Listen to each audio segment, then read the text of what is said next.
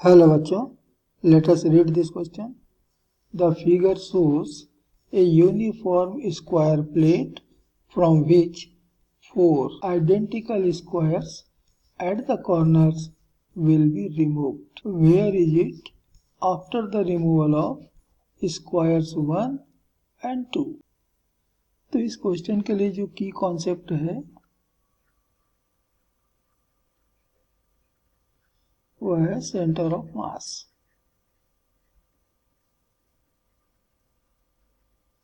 तो दिए गए स्क्वायर प्लेट के साइड की लेंथ हम मान लेते हैं L है और जो स्क्वायर रिमूव करना है उसकी साइड लेंथ मान लेते हैं D है। तो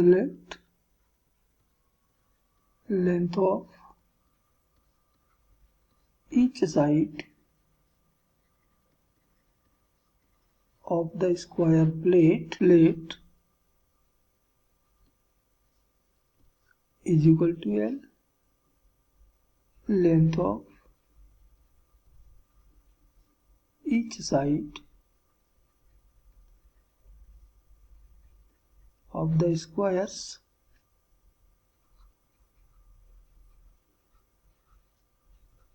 to be removed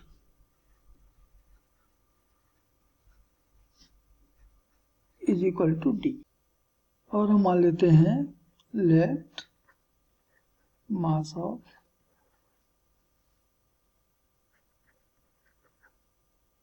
per unit area of the plate ये बराबर सिग्मा है। तो mass of the plate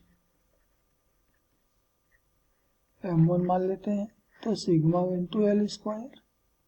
unit area का सिग्मा है तो हमारी प्लेट का एरिया तो L स्क्वायर हो जाएगा। तो L स्क्वायर एरिया वाले प्लेट का मास हो गया sigma L square. Its centre of mass, इसको हम x1 y1 कहें, तो ये बराबर होगा 0 0 पर ओरिजिन पर। स्क्वायर का सेंटर ऑफ मास उसके सेंटर पे होता है और ये सेंटर ही तो हमारा यहाँ पर ओरिजिन है और ओरिजिन का कोऑर्डिनेट होता है 0 0। बिल्कुल इसी तरह से मास ऑफ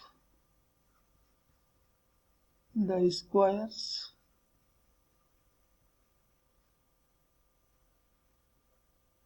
जो हमने रिमूव किया है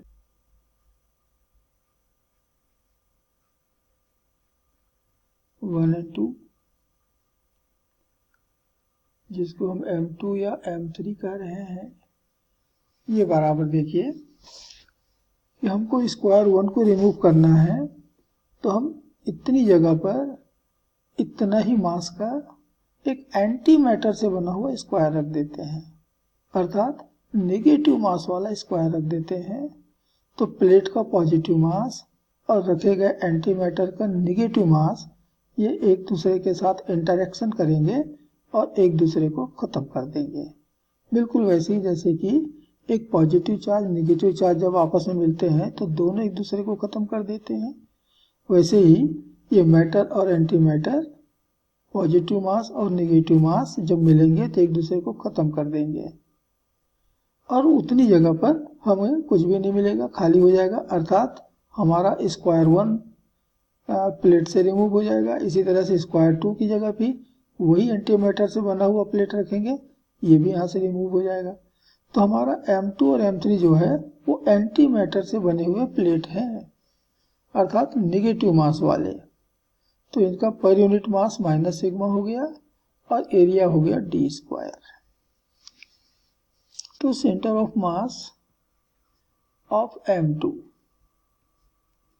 हम इसको कहेंगे x2 y2 बराबर। तो देखिए पूरे स्क्वायर की लेंथ L है तो ये तो हो गया आधी लेंथ L/2, ये उसके सेंटर पे होगा, अर्थात कॉर्नर से उसका जो डिस्टेंस होगा ये D/2 और तब एक्सिस से उसका डिस्टेंस हो जाएगा L/2 माइनस D/2।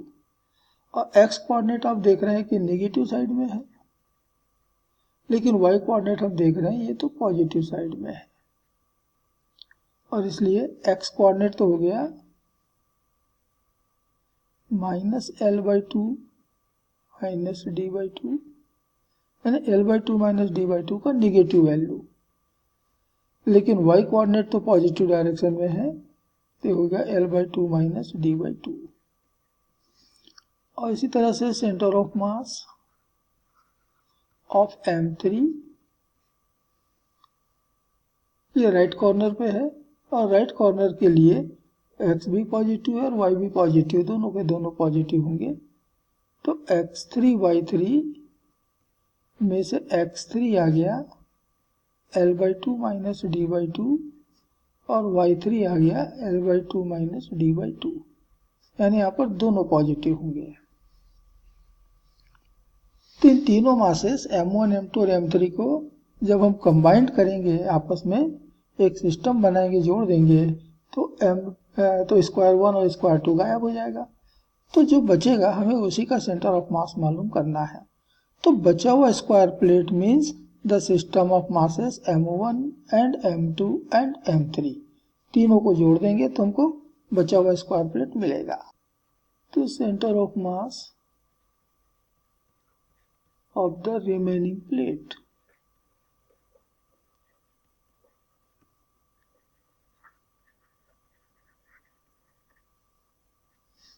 तो इसका x कोऑर्डिनेट हम मान लेते हैं x है, तो बराबर मिलेगा M1 x1 plus M2 x2 plus M3 x3 upon M1 plus M2 plus M3। तो M1 है सिग्मा L स्क्वायर, x1 है 0, M2 है माइनस सिग्मा D स्क्वायर, और x2 है minus L minus D by to, M3 भी है minus sigma D square, और x3 है plus L minus D by to.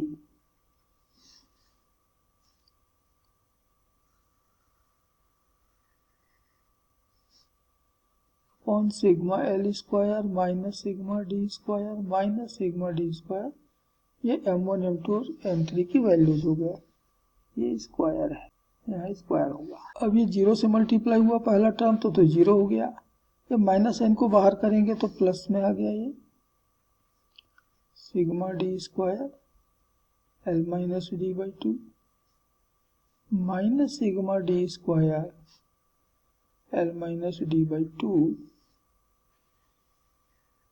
Upon sigma L square minus 2D square. अब ऊपर देखिए न्यूमरेटर में, तो ये तो प्लस और माइनस जो है एक दूसरे को कैंसिल कर देंगे पूरा का पूरा, and therefore it is equal to 0। तो बची हुई प्लेट का सेंटर ऑफ मास का x कोऑर्डिनेट तो 0 मिला। तो ऐसे हम y कोऑर्डिनेट के लिए सॉल्व करें, मान लेते हैं y है, तो हो जाएगा M1 y1 plus M2 y2 plus M3 y3 upon M1 plus M2 plus M3। तो M1 तो हो गया सिग्मा L स्क्वायर, y1 हो गया 0 माइनस सिग्मा D स्क्वायर या M2, और y2 हो गया L minus D upon 2 and minus sigma D square M3 की वैल्यू, और y3 भी है L माइनस D अपॉन 2। और तीनों मासेस का सम अभी हमने निकाला था sigma L square minus 2D। तो पहला टर्म तो 0 हो गया, दोनों टर्म बाकी के आपस में जुड़ जाएंगे, दोनों नेगेटिव हैं, तो minus 2 sigma D square L minus D by 2 upon sigma L square minus 2D square. तो सिग्मा और सिग्मा तो हो गया कैंसिल, तो बराबर बचा minus 2 times of D square L minus D by 2 upon L square minus 2D square. तो ये होगा बचे हुए प्लेट के सेंटर ऑफ मास का y कोऑर्डिनेट इतना मिलेगा यदि स्क्वायर प्लेट का लेंथ L है और रिमूव किए जाने वाले स्क्वायर का लेंथ D है तो। And therefore coordinates of remaining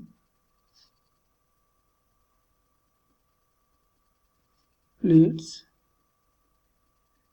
center of mass। ये बराबर हमको मिल रहा है 0 x कोऑर्डिनेट, लेकिन y कोऑर्डिनेट हमको मिल रहा है -2d स्क्वायर।